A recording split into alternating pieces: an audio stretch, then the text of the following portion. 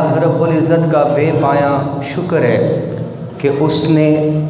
ہم سب کو زندگی میں ایک مرتبہ پھر اس صبح بہاراں کو دیکھنا نصیب فرمایا، اور ہم سب کی زندگی میں ایک مرتبہ پھر سے یہ موقع آیا کہ ہم سب مل کر حضور علیہ الصلوۃ والسلام کا میلاد پاک منانے کی سعادت حاصل کر رہے ہیں۔ اللہ رب العزت زندگی کی آخری سانس تک اس عمل کو کرنے کی توفیق عطا فرمائے، اور یہ جو لمحہ ہم حضور کی یاد میں گزاریں ہر اس لمحے کو ہمارے لیے توشہ آخرت بنائے۔ سامعین گرامی قدر، پچھلے جمعۃ المبارک میں ہم نے گفتگو شروع کی تھی حضور علیہ الصلوۃ والسلام کے ولادت باسعادت کے سلسلے میں، اور حضور علیہ الصلوۃ والسلام کی تخلیق کے سلسلے میں، کہ اللہ رب العزت نے اس کائنات میں سب سے پہلے اپنے محبوب کے نور کو تخلیق فرمایا، اور اس کی بے شمار روایات موجود ہیں۔ سامعین گرامی قدر، اگر آپ اس کائنات رنگ و بو کی طرف نظر دوڑائیں، آپ کو ہر شے کے اندر حسن نظر آتا ہے، ہر شے کے اندر ایک خوبصورتی نظر آتی ہے، ایک رعنائی نظر آتی ہے، ہر شے حسین لگتی ہے اگر دیکھنے والے کی آنکھ ہو، ہر شے میں حسن دکھائی دیتا ہے اگر دیکھنے والے کی آنکھ ہو۔ کبھی بلند و بالا پہاڑ کی چوٹیاں جو ہیں یہ ایک خوبصورتی کا سما پیش کرتی ہیں، کبھی تازہ ہوا اور فضا انسان کے دل کو مسرور کرتی ہے، کہیں دریاؤں کی روانی خوبصورتی کا باعث ہے، کبھی آسمان اور فلک پر چمکنے والے ستارے خوبصورتی کا باعث ہیں، کہیں 14ویں رات کا چاند خوبصورتی کا باعث بنتا ہے اور خوبصورت لگتا ہے، کہیں چمکتا ہوا سورج خوبصورت لگتا ہے، کہیں پھول خوبصورتی کا منظر پیش کرتے ہیں، کہیں پھولوں کی خوشبو دل کو محصور کرتی ہے، کہیں شجر حجر سبزہ یہ انسان کے دل کو پاکیزگی بخشتے ہیں۔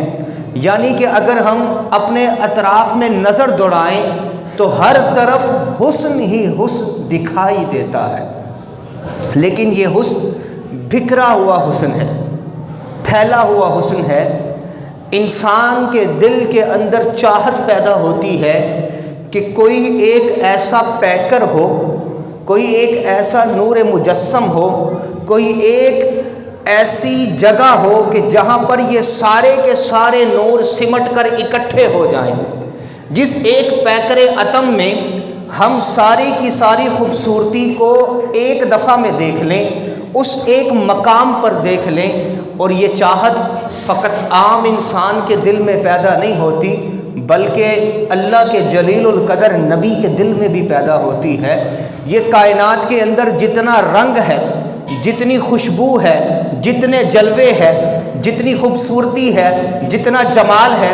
جتنا کمال ہے، یہ سب کچھ رب کائنات کا جمال اور کمال ہے، اسی کے پھیلے ہوئے رنگ ہے۔ تو انسان اور نبی کے دل میں بھی چاہت پیدا ہوتی ہے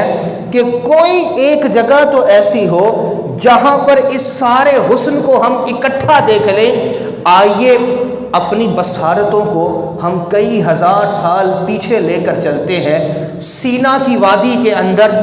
رب کائنات کا جلیل القدر نبی، جس کو کلیم اللہ ہونے کا شرف حاصل ہے، وہ صدا لگا رہا ہے ربی ارینی انظر الیک، اے میرے رب تو مجھے اپنا جلوہ دکھا کہ تو کیسا دکھتا ہے، میں تجھے دیکھنا چاہتا ہوں، تیرے حسن کو محسوس کرنا چاہتا ہوں۔ آواز آتی ہے لن ترانی، موسیٰ علیہ السلام آپ نہیں دیکھ سکتے، آپ نہیں دیکھ سکتے، یہ نہیں فرمایا کہ کوئی نہیں دیکھ سکتا، یہ نہیں فرمایا، کہا موسیٰ علیہ السلام آپ نہیں دیکھ سکتے، ایک تجلی ڈال رہا ہوں پہاڑ کے اوپر، اس کو دیکھ لیں۔ اس تجلی کو دیکھنے کے بعد عالم یہ تھا خر موسیٰ صاعقہ، کہ موسیٰ علیہ السلام بے ہوش ہو جاتے ہیں، لیکن ہوش میں آنے کے بعد دل کے اندر چاہت پھر سے باقی رہتی ہے. وہ چاہت سفر کرتی کرتی ایک سے دوسرے دور میں، دوسرے سے تیسرے دور میں ہر انسان کے اندر منتقل ہوتی رہتی ہے، حتیٰ کہ 14 صدیاں قبل کا زمانہ آ جاتا ہے، انسان کے دل کی چاہت عروج پا جاتی ہے. مولا کوئی ایک ایسا پیکر اتم تو دکھا کہ جس کو دیکھے پھر کسی حسن کو دیکھنے کی چاہت نہ رہے. رب کائنات نے 11 اور 12 کی درمیانی شب، آج کے دن کی شب کے اندر مسلمانوں کو اور پوری دنیا کے لوگوں کو پیغام دیا. آج مطلع بشریت کی صبح ہے، حنین ناز سے صدا آ رہی ہے، لوگوں فاران کی چوٹیوں کی طرف نظر دوڑاؤ. اس کے ارد گرد قریش رہتے ہیں. ان قریش کے اندر ایک گھرانہ بنو ہاشم کا گھرانہ ہے. اس بنو ہاشم کے گھرانے کے اندر ایک گھر عبداللہ کا ہے. اس عبداللہ کے گھر کے اندر ایک بی بی آمنہ رہتی ہے. یہ کائنات کا جتنا نور، جتنا حسن، جتنا پیکر، جتنا جمال، جتنا کمال پوری کائنات کے اندر بکھرا ہوا تھا، میں ایک جسم اطہر محمد کے اندر سمو کر آج کے دن اس دنیا عالم میں بھیج رہا ہوں. اللہ اکبر، یا رسول اللہ. رب کائنات نے فرمایا اے میرے حسن کے متلاشیو، اے پوری کائنات کے حسن کو چاہنے والو، اے پوری کائنات کے حسن کو طلب رکھنے والو، اگر کوئی شخص پوری کائنات کے اندر ہر ایک حسن کو ایک جسم اطہر میں یکجا دیکھنا چاہتا ہے، وہ میرے پیارے محمد کو دیکھ لے صلی اللہ علیہ وآلہ وسلم. جو ان کو دیکھ لیتا ہے پھر اس کو کسی دوسرے کو دیکھنے کی حاجت نہیں رہتی. جو ان کو دیکھ لیتا ہے اس کے اندر کسی دوسرے کے جلوے کی تمنا نہیں رہتی. اس کو پوری کائنات کے جلوے، پوری کائنات کا حسن ماند نظر آتا ہے. آمنہ کے لال کا حسن سب سے زیادہ نظر آتا ہے. رب فرماتا ہے بتاؤں میں محمد کون ہے صلی اللہ علیہ وآلہ وسلم. رب فرماتا ہے محمد مطلع ہے، آفتاب میں ہوں. رب فرماتا ہے محمد کی ذات افق ہے، مہتاب میں ہوں. محمد کی ذات پیکر ہے، حسن میں ہوں. تم میرے حسن کی جھلک، محمد کی ذات آئینہ ہے، اس آئینے میں چمکنے والی چمک میری ہے. محمد میرے حسن کی چمک کبھی تم محمد کی کنڈل والی زلفوں میں دیکھتے ہو، میرے حسن کی جھلک کبھی تم والضحیٰ کے مکھڑے میں دیکھتے ہو، میرا جمال کبھی تم مازاق کے نینوں میں دیکھتے ہو. اگر تمہیں میرا کمال دیکھنا ہو تو میرے محمد کے علم نشرح والا سینہ دیکھ لو صلی اللہ علیہ وآلہ وسلم. جب اس کائنات کے اندر کوئی شے وجود میں نہ آئی تھی تو میں پچھلے جمعۃ المبارک میں تفصیل کے ساتھ عرض کر چکا ہوں کہ رب کائنات نے سب سے پہلے حضور سرور دو عالم صلی اللہ علیہ وآلہ وسلم کے نور کو پیدا فرمایا. نور کو پیدا فرمایا. امام ابن جوزی لکھتے ہیں، امام حلوی لکھتے ہیں، دیکھیے جب کائنات میں کچھ نہ تھا رب نے سب سے پہلے اپنے محبوب کے نور کو پیدا فرمایا. اور سیدنا آدم علیہ السلام، حضرت فاروق اعظم رضی اللہ تعالیٰ عنہ، آپ کی روایت ہے جسے امام حاکم نے مستدرک میں لکھا، امام طبرانی نے المعجم میں لکھا، امام ہیثمی نے مجمع الزوائد کے اندر لکھا، امام ابن کثیر نے لکھا، امام سیوطی نے لکھا، امام حلبی نے لکھا، امام ابن عساکر نے لکھا. یہ سارے جلیل القدر محدثین اور سیرت نگار اس حدیث پاک کو روایت فرماتے ہیں کہ حضرت فاروق اعظم رضی اللہ تعالی عنہ آپ روایت فرماتے ہیں کہ جب حضرت آدم علیہ السلام جنت الفردوس سے زمین پر تشریف لے کے آئے، ایک دن حضرت آدم علیہ السلام نے دعا فرمائی، یا رب اسألک بحق محمد صلی اللہ علیہ وآلہ وسلم، اے میرے رب میں آپ سے محمد کے وسیلے سے دعا کرتا ہوں. اس پر اللہ رب العزت نے فرمایا کیف عرفت محمد ولم اخلق، اے میرے پیارے آدم آپ نے محمد صلی اللہ علیہ وآلہ وسلم کو کیسے پہچانا؟ ابھی تو میں نے ان کو پیکر بشری تخلیق ہی نہیں کیا، ان کا پیکر بشری دنیا میں بھیجا ہی نہیں ہے. حضرت آدم علیہ السلام عرض کرتے ہیں فقال یا ربی لأنک لما خلقتنی بیدک ونفخت فی من روحک ورفعت رأسی فرأیت علی قوائم العرش مکتوبا لا الہ الا اللہ محمد الرسول اللہ. فرمایا حضرت آدم علیہ السلام نے عرض کی یا اللہ جس وقت تو نے اپنے دست قدرت سے میرے وجود کو تخلیق کیا اور میرے اندر اپنی روح پھونکی، میں نے سجدے سے سر کو اٹھایا، میں نے عرش کے پائے پہ لکھا ہوا پایا لا الہ الا اللہ محمد الرسول اللہ، کہ اللہ کے سوا عبادت کے لائق کوئی نہیں، اور ایک جو محمد ہیں وہ اللہ کے رسول ہیں۔ میں سمجھ گیا میرے مالک جس کا نام تو نے اپنے نام کے ساتھ جوڑ کے رکھا ہے وہ کوئی عام ہستی نہیں، تیری سب سے محبوب ہستی ہے۔ اس کا جواب پتہ ہے کیا آیا؟ رب کائنات نے فرمایا قد غفرت لک، اے آدم علیہ السلام ہم نے آپ کی نجات فرما دی، ہم نے آپ کی نجات فرما دی، فلولا محمد ما خلقتا، اگر محمد نہ ہوتے آدم علیہ السلام میں آپ کو بھی پیدا نہ فرماتا۔ یہ شان جو اللہ رب العزت نے، اور اسی کی تصدیق حضرت جابر بن عبداللہ رضی اللہ تعالیٰ عنہ کی روایت سے ہوتی ہے، جسے امام قسطلانی نے نقل کیا المواہب اللدنیہ کے اندر، امام زرقانی نے نقل کیا، امام حلبی نے سیرت الحلبیہ کے اندر نقل کیا۔ حضرت جابر بن عبداللہ رضی اللہ تعالیٰ عنہ آپ روایت فرماتے ہیں ابی انت و امی یا رسول اللہ اخبرنی عن اول شیء خلق اللہ تعالی قبل الاشیاء۔ حضرت جابر بن عبداللہ رضی اللہ تعالیٰ عنہ کہتے ہیں یا رسول اللہ آپ پر میرے ماں باپ قربان، آپ پر میرے ماں باپ قربان، اخبرنی مجھے آپ خبر دیجئے عن اول شیء خلق اللہ تعالی قبل الاشیاء، کہ اللہ رب العزت نے ساری کائنات سے پہلے کس شے کو تخلیق فرمایا تھا، کس شے کو تخلیق فرمایا تھا؟ اب سنیے حضرت حضور تاجدار کائنات صلی اللہ علیہ وآلہ وسلم نے جواب دیا یا جابر ان اللہ خلق قبل الاشیاء نور نبیک من نورہ فجعل ذلك النور يدور بقدرته ولم يكن في ذلك الوقت لوح ولا قلم ولا جنة ولا نار ولا ملك ولا سماء ولا ارض ولا شمس ولا قمر ولا جن ولا انس۔ فرمایا جابر سن لے اللہ رب العزت نے کائنات میں ہر شے سے پہلے تیرے نبی کے نور کو اپنے نور سے تخلیق فرمایا ہے، اور فرمایا کہ اس وقت اللہ نے نہ کسی جن کو پیدا کیا، نہ کسی انسان کو پیدا کیا، نہ لوہ کو پیدا کیا، نہ قلم کو پیدا کیا، نہ زمین کو پیدا کیا، نہ عرش کو پیدا کیا، حتیٰ کہ کسی شے کو پیدا نہیں کیا تھا، سب سے پہلے اپنے محبوب کا نور پیدا فرمایا تھا۔ اور آگے آقا علیہ الصلوۃ والسلام نے فرمایا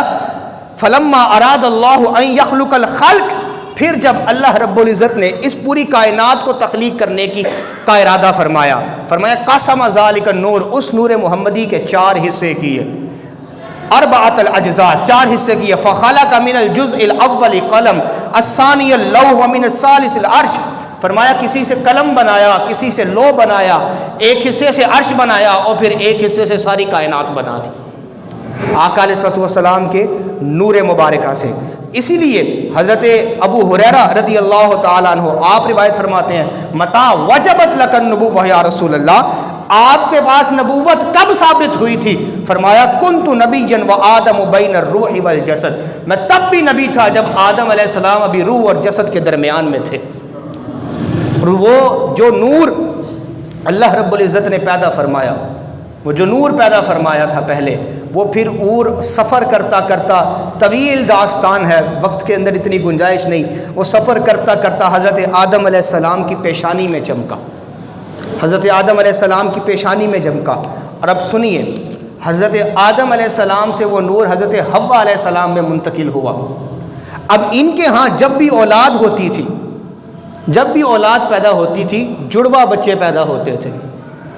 اب دیکھیں لوگ حضور کی مثل بنتے ہیں، حضور کے تو اجداد کی مثل کوئی نہیں ہے، حضور کے تو اجداد جیسا کوئی نہیں ہے، حضور کے والد جیسا والد نہیں، دادا جیسا دادا کوئی نہیں ہے۔ لوگ نعوذ باللہ حضور کی مثل ہونے کا دعویٰ کرتے ہیں۔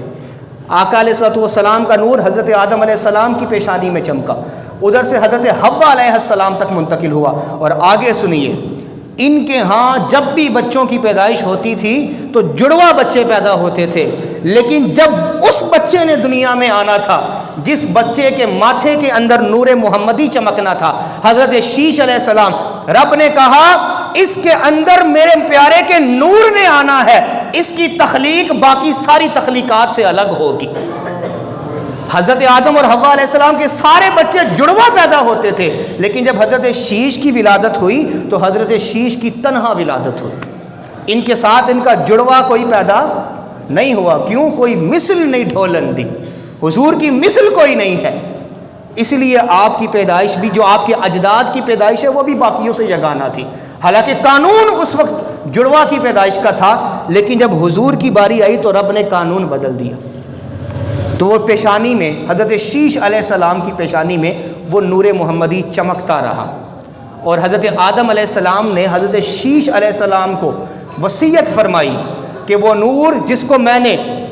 عرش کے چوپائے پر دیکھا تھا، عرش کے پائے پر دیکھا تھا، وہ نور اب تیری پیشانی میں چمک رہا ہے، اس نور کی حفاظت کرنا۔ کتب سیرت میں آتا ہے کہ آپ نے فرمایا کہ اس کی حفاظت کرنا اور ہمیشہ اس کو پاک صلبوں سے پاک رحموں میں منتقل کرنا۔ اور یہ نور سفر کرتا کرتا حضرت ہاشم تک آیا، حضرت ہاشم سے حضرت عبد المطلب کے اندر آیا، اور حضرت عبد المطلب یہ مستجاب الدعوات تھے۔ مکے میں جب قحط پڑتا تھا تو لوگ ان کے ہاں دعا کر، ان کے وسیلے سے دعا کرتے تھے، رب بارش نازل فرما دیتا تھا۔ اس کی وجہ یہ تھی کہ پیشانی کے اندر نور محمدی چمک رہا تھا۔ اور پھر جب یہ نور حضرت عبداللہ رضی اللہ تعالی عنہ آپ کے اندر منتقل ہوا، اور آپ اتنے حسین و جمیل تھے کہ آپ کی بھی مثال کوئی نہیں تھا، اور آپ کو معلوم ہونا چاہیے کہ حضور کی آمد کے تذکرے سارے انبیاء کرتے چلے آئے تھے۔ وہ جنہوں نے وعدہ کیا تھا، میں پچھلے دن میں بتا رہا تھا آپ کو عالم ارواح کے اندر، کہ جب تیرا نبی آ جائے گا ہم تیرے نبی پر ایمان بھی لے کر آئیں گے اور ان کی مدد بھی کریں گے۔ تو اسی لیے ہر نبی اپنی امت کو وصیت کر کے جاتا تھا کہ اگر تمہارے درمیان وہ خاتم المرسلین آ جائے جس کے لیے رب نے کائنات بنائی ہے، تو تم نے ان پر ایمان لے کے آنا ہے، اور نشانیاں بتا کر جاتے تھے۔ تو پرانی کتابیں کے جو علماء تھے، ان میں مرد علماء بھی اور جو خواتین عالمات تھی، وہ بھی جانتی تھیں کہ حضور علیہ الصلوۃ والسلام کے نور کی شان کیا ہے۔ وہ جب ایک فاطمہ نامی عالمہ تھی، کوئی فاطمہ نام تھا اس کا، اس نے حضرت عبداللہ رضی اللہ تعالی عنہ یہ سفر پہ کہیں جا رہے تھے، اس نے دیکھا، جو حضور کے والد ہیں، اس نے دیکھا کہ اس پیشانی کے اندر نور محمدی چمک رہا صلی اللہ علیہ وآلہ وسلم۔ اس نے کہا، اے اللہ کے بندے، میں نہیں جانتی تم کون ہو، کہاں سے آئے ہو، کیا کرتے ہو، کیا نہیں کرتے۔ ہمارے ہاں تو سب سے پہلے یہی دیکھا جاتا نا۔ انہوں نے ان ساری باتوں کو نہیں پوچھا، فقط اتنا کہا، اے اللہ کے بندے، تو مجھ سے شادی کرے گا؟ تو مجھ سے شادی کر لے، مجھ سے نکاح کر لے، میں تجھے بدلے میں، حالانکہ حق مہر مرد دیتے ہیں نا۔ انہوں نے کہا حق مہر کی بھی طلب نہیں رکھی، کہا میں خود سے تمہارے لیے 100 اونٹ رکھوں گی، میں تمہیں 100 اونٹوں کا تحفہ دوں گی، تو مجھ سے شادی کر لے۔ حضرت عبداللہ رضی اللہ تعالیٰ عنہ نے فرمایا، میں اجازت لے آؤں۔ آپ سفر پر آگے گزر گئے اپنے اجداد کے ساتھ، اور آگے آپ کی شادی ہو گئی حضرت آمنہ رضی اللہ تعالیٰ عنہا کے ساتھ۔ اور وہ نور محمدی جو پیشانی حضرت عبداللہ میں چمک رہا تھا، وہ نور محمدی حضرت آمنہ رضی اللہ تعالیٰ عنہا کے بطن اطہر میں منتقل ہو گیا۔ اب جب یہ سفر سے واپس آئی ہیں، حضرت عبداللہ واپس آئے، واپسی پر پھر اس خاتون سے ملے، خود ملے، کہا جاتے وقت تو نے مجھ سے کہا تھا کہ تو مجھ سے شادی کرنا چاہتی ہے، اب میں حاضر ہوں، میں نے اجازت لے لی ہے، بتا شادی کر لے گی مجھ سے؟ کہا نہیں، اب تجھ سے شادی نہیں کرنا چاہتی۔ کہا پہلے تو خود کہہ رہی تھی کہ میں نکاح کرنا چاہتی ہوں اور ساتھ میں 100 اونٹ بھی دینا چاہتی تھی، اب ایسا کیا ہوا؟ کہا وہ سقط آپ کو دیکھ کر شادی کرنے کا ارادہ نہیں تھا، پیشانی کے اندر جو نور محمدی چمک رہا تھا، وہ نور جو آپ کی پیشانی میں چمک رہا تھا، میں تو اس نور کی طالب تھی کہ کاش وہ نور میرے رحم کے اندر آ جائے۔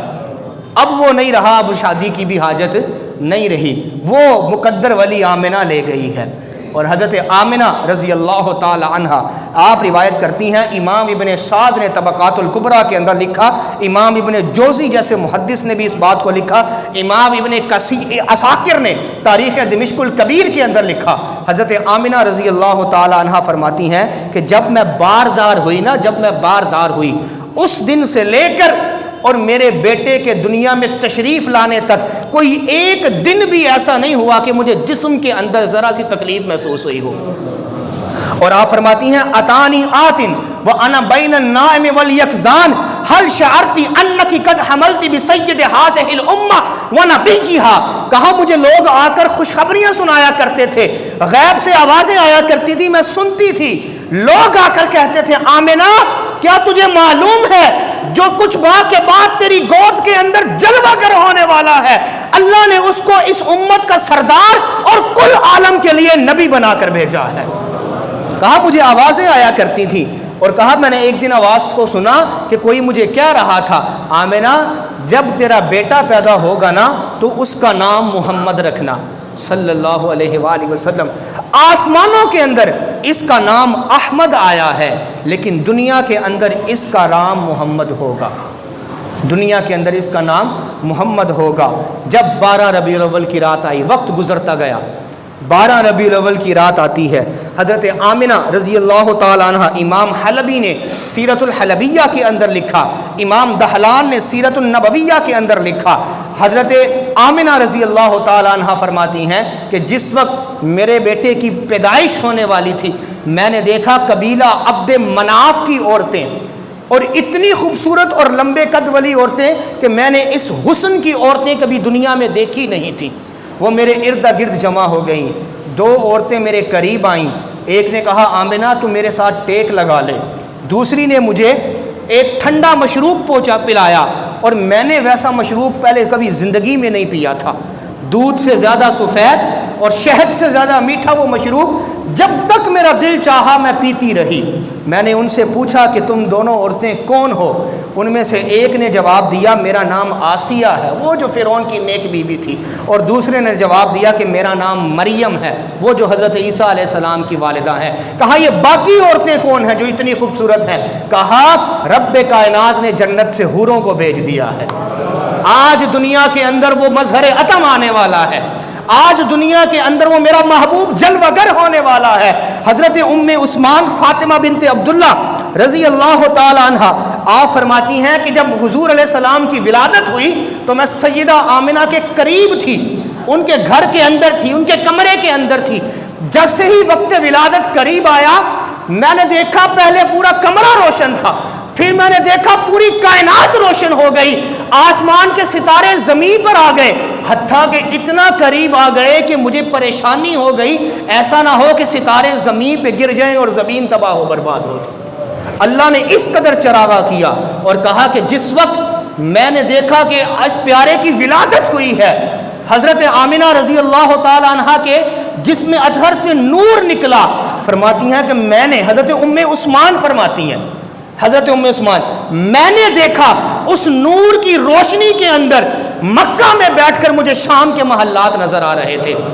اور فرماتی ہیں کہ میں نے حضرت آمنہ سے کہا رضی اللہ تعالیٰ عنہ کیا آپ کو بھی وہی نظر آ رہا ہے جو میں دیکھ رہی ہوں؟ حضرت آمنہ رضی اللہ تعالیٰ عنہ نے فرمایا ہاں ہاں میں بھی اس مکے میں بیٹھ کر شام کے محلات دیکھ رہی ہوں۔ اللہ رب العزت نے اتنا چراغاں کیا، اور فرماتی ہیں حضرت آمنہ رضی اللہ تعالی عنہ کہ میں نے دیکھا اللہ رب العزت نے 3 جھنڈے دنیا میں نصب فرما دیے۔ بولیے کتنے؟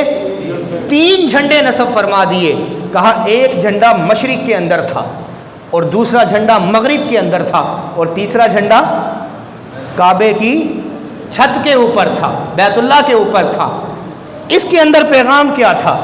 اس کے اندر رب کائنات پیغام دے رہا تھا لوگوں آج دنیا میں وہ محبوب اتار رہا ہوں کہ نکلے گا تو مکہ سے، لیکن اس کی شان یہ ہوگی کہ مشرق سے لے کر مغرب تک تم جدھر چلتے جاؤ گے تمہیں میرے پیارے کی حکومت نظر آئے گی،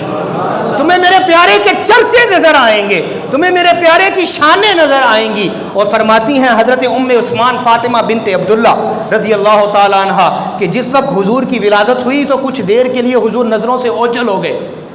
ہمیں نظر نہیں آئے،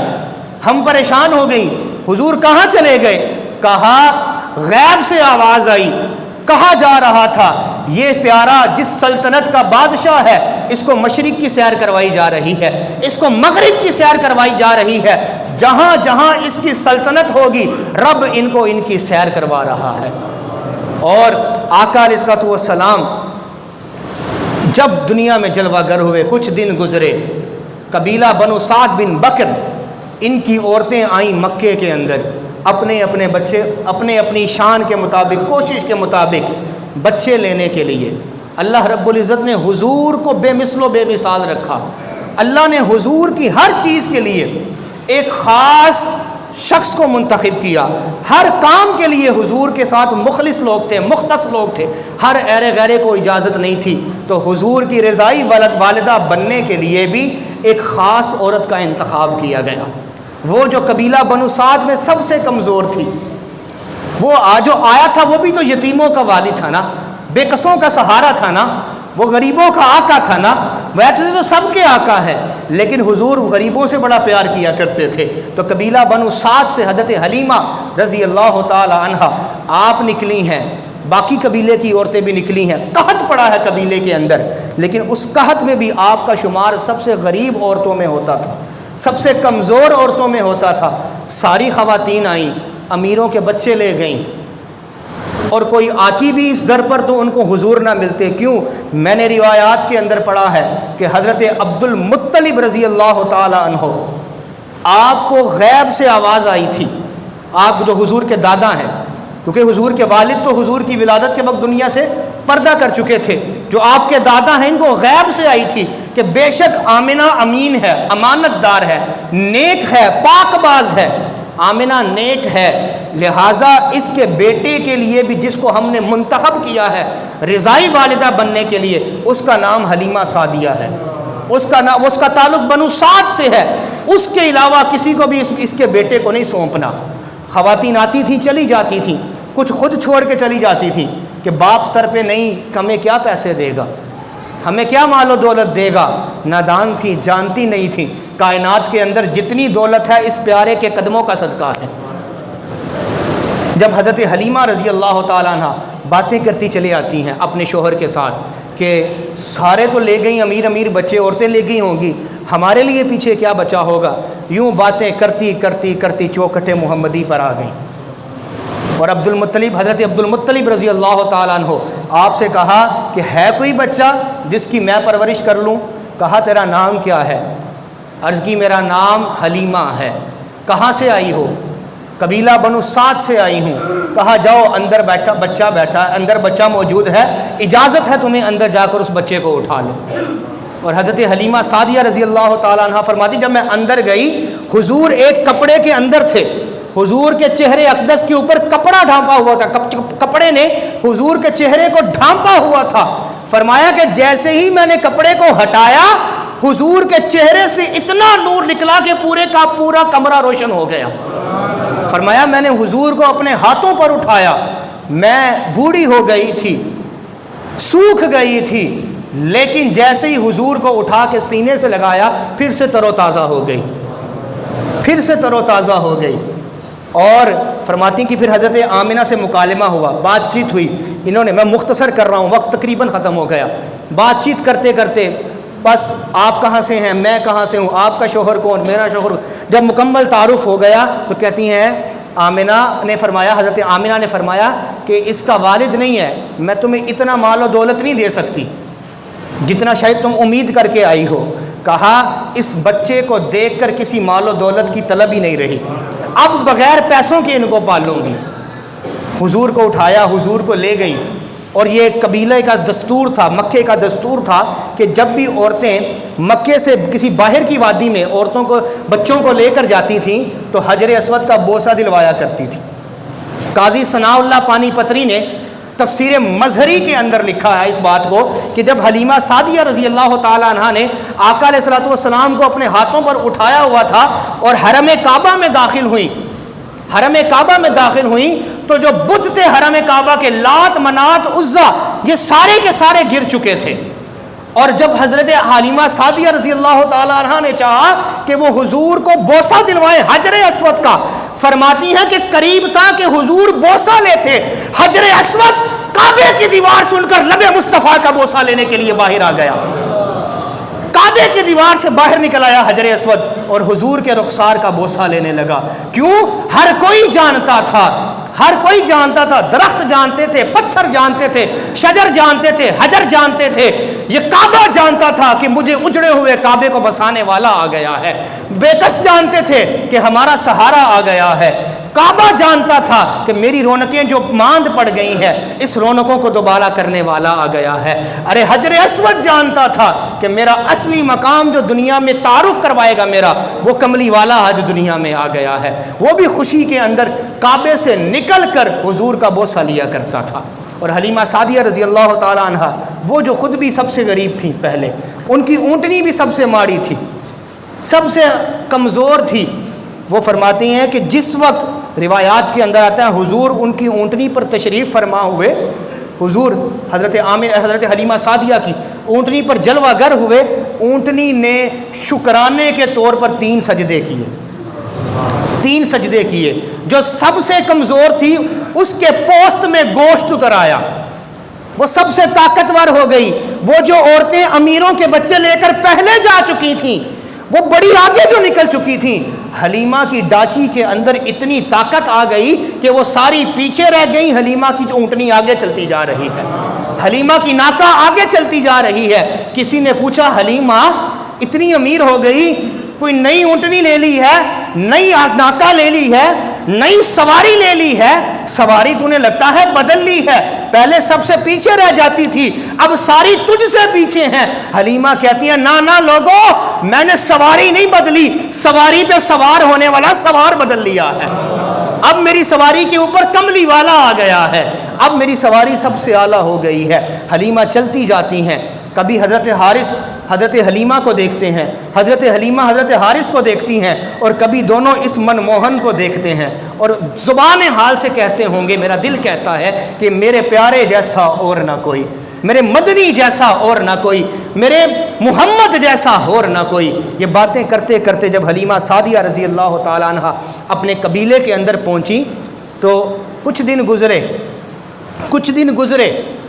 تو عورتوں نے آ کر حضرت حلیمہ سعدیہ رضی اللہ تعالیٰ عنہ سے کہا حلیمہ بڑی امیر ہو گئی ہے۔